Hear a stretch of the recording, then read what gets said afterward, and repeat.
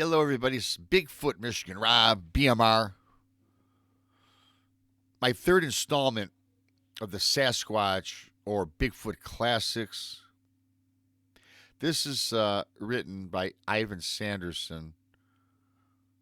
It was published in 1960. It's an interview that took place in the 1940s. Before I get on with it, I dropped Dogman in Alabama on Thursday. That was a fantastic story, encounter that had to be put out. It was an email that I received. Kind of tragic, but again, a story that had to be told or heard. Go check it out if you would, and subscribe to Bigfoot Michigan Rob.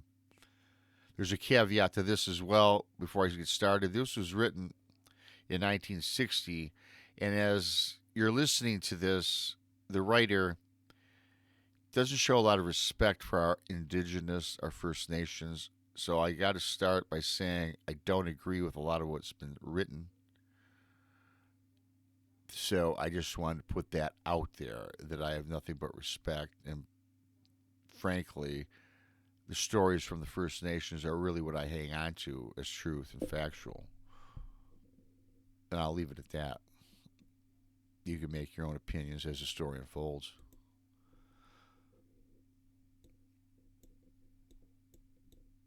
Stories about the Sasquatch have been appearing in print from time to time since the 1860s. And I, again, Ivan Sanderson, have clippings in my files from almost every year since the early 1920s. But the modern history of the Sasquatch really dates from September 1941, when one of these creatures paid a visit, in broad daylight, to an Indian family named Chapman. Well, the American Indian stories have usually been dismissed as legend or laughed off because Indians are not supposed to be reliable. This experience was accompanied by too much physical evidence to be ignored. And again, on that first statement, I don't agree with. So just to put that caveat out there again. The Chapman family consisted of George and Jeannie Chapman and children numbering, at my visit, 4. Mr. Chapman worked on the railroad and was living at that time in a small place called Ruby Creek, 30 miles up the Fraser River in Agassiz, British Columbia, in Canada's Great Western Province. It was about 3 in the afternoon on a sunny, cloudless day when Jeannie Chapman's eldest son, then aged 9, came running to the house saying that there was a cow coming down out of the woods at the foot of the nearby mountain. The other kids, a boy aged 7 and a little girl aged 5, were still playing in a field behind the house bordering on the rail track. Mrs. Chapman went out to look. Since the boys seemed oddly disturbed, and they saw what at first she thought was a very big bear moving about among the bushes bordering the field beyond the railway tracks. She called the 2 children, who came running immediately. Then the creature moved onto the tracks, and she saw to her horror that it was a gigantic man covered with hair, not fur. The hair seemed to be about 4 inches long all over, and a pale yellow-brown color. To pin down this color, Mrs. Chapman pointed out to me a sheet of lightly varnished plywood in the room where we were sitting. This was of a brown ochre or ochre color. This creature advanced directly toward the house, and Mrs. Chapman had, as she put it, much too much time to look at it, because she stood her ground outside while the eldest boy, on her instructions, got a blanket from the house and rounded up the other children. The kids were in a near panic, she told us, and it took 2 or 3 minutes to get the blanket, during which time the creature had reached the near corner of the field only about 100 feet away from her. Mrs. Chapman then spread the blanket and, holding it aloft so that the kids could not see the creature or it see them, she backed off at the double to the old oil field and down onto the river beach out of sight, and then ran with the kids downstream to the village. I asked her a leading question about the blanket. Had her purpose in using it been to prevent her kids from seeing the creature, in accord with an alleged American Indian belief that to do so brings bad luck and often death? Her reply was both prompt and surprising.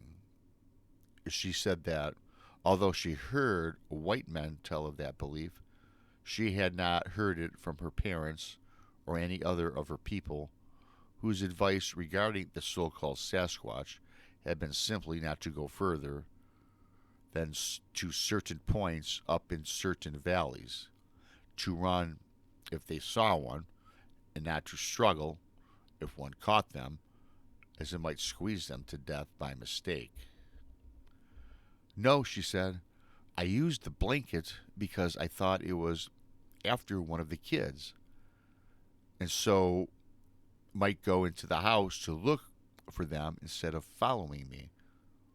So she tries to cover up the kids with the blanket in fear and to hide them. This seems to have been sound logic, as the creature did go into the house and also rummaged through an old outhouse pretty thoroughly, hauling in from inside the house a 55-gallon barrel of salt fish. Now, this is this Bigfoot, the Sasquatch, is now lifting up a 55-gallon barrel from inside of the house. He broke it open and scattered its contents about the outside. In parentheses, he writes, the irony of it is that all those 3 children did die within 3 years. The 2 boys by drowning, and the little girl on a sick bed. And just after Sanderson interviewed the Chapmans, they were also drowned in the Fraser River when a rowboat capsized. Wow. Mrs. Chapman told me that the creature was about 7.5 feet tall. She could estimate its height by the various fence and line posts standing about the field. It had a rather small head and a very short, thick neck. In fact, really no neck at all. A point that was emphasized by William Rowe and by all others who claimed to have seen one of these creatures. Its body was entirely human in its shape, except that it was immensely thick through its chest, and its arms were exceptionally long. She did not see the feet, which were in the grass. Its shoulders were very wide, and it had no breasts. From Miss Chapman, assumed it was a male, though she also did not see any male genitalia due to the long hair covering its groin. She was most definite on one point. The naked parts of its face and its hands were much darker than its hair, and appeared to be almost black. George Chapman returned home from his work on the railroad that day, shortly before 6 in the evening, and by a route that had been passed by the village, so that he saw no one to tell him what had happened. When he reached his house, he immediately saw the woodshed door battered in and spotted enormous humanoid footprints all over the place. Greatly alarmed, for he, like all of his people, had heard since childhood about the big wild men of the mountains. Though he did not hear the word Sasquatch till after this incident, he called for his family and then dashed through the house. Then he spotted the foot tracks of his wife and kids going off toward the river. He followed these until he picked them up on the sand beside the river and saw them going off downstream without any giant ones following. Somewhat relieved, he was retracting his steps and he stumbled across the giant's foot tracks on the riverbank farther upstream. These had come down out of the potato patch which lay between the house and the river. In fact, they were milled out by the river and then gone back through the oil field, or old field it says, toward the foot of the mountains where they disappeared in the heavy growth. Returning to the house, relieved to know that the tracks of all four of his family had gone off downstream to the village, George Chapman went to examine the woodshed. In the interview, after 18 years, he still expressed voluble astonishment that any living thing, even a 7-foot 6-inch man with a barrel chest, could lift a 55-gallon tub of fish and break it open without using a tool. He confirmed the creature's height after finding a number of long brown hairs stuck in the slab wood above the doorway, which was well above the level of his head. George Chapman then went off to the village to look for his family and found them in a state of calm collapse. He gathered them up and invited his father-in-law and 2 others to return with him for protection of his family when he was away at work. The foot tracks returned every night for a week, and on 2 occasions the dogs that the Chapmans had taken with them set up the most awful racket at exactly 2 o'clock in the morning. The Sasquatch did not, however, molest them, touch them, did not even touch the house or the woodshed. But the whole business was just too unnerving, and the family finally moved out, and they never went back. It goes on to read the Chapman's house at Ruby Creek. After a long chat about this and other matters, Mrs. Chapman suddenly told us something very significant just as we were leaving. She said, "It made an awful funny noise." I asked her if she could imitate this noise for me, but it was her husband who did so, saying that he had heard it at night twice during the week after the first incident. He then proceeded to utter exactly the same strange gurgling whistle that the men in California who said they had heard a Bigfoot call.